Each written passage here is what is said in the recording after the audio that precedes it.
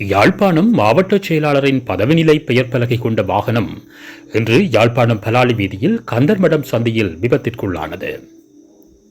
இவ்விபத்தில் சிக்கிய வாகனத்தின் முன் இருக்கையில் மாட்டிக்கொண்ட இளைஞர் ஒருவர் பெரும் பிரயத்தனத்தின் பின்னர் பாதிப்புகள் எவையுமின்றி மீட்கப்பட்டார்.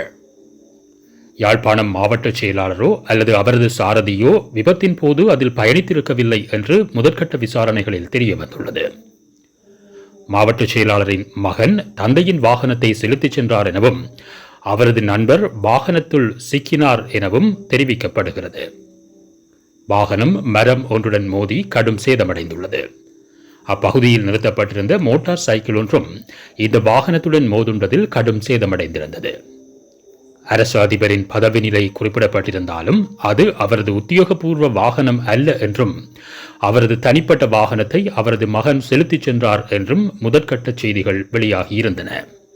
சம்பவம் தொடர்பில் மேலதிக விசாரணைகளை யாழ்ப்பாணம் காவல்துறையினர் மேற்கொண்டு வருகின்றனர். விபத்து ஏற்பட்ட போது பதிவான சிசிடிவி காட்சிகளும் வெளியாகி வருகின்றன.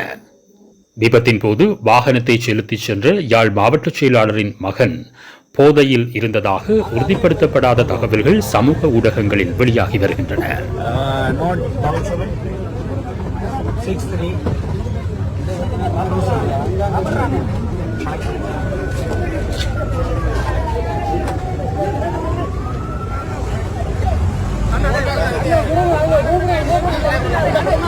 Gracias.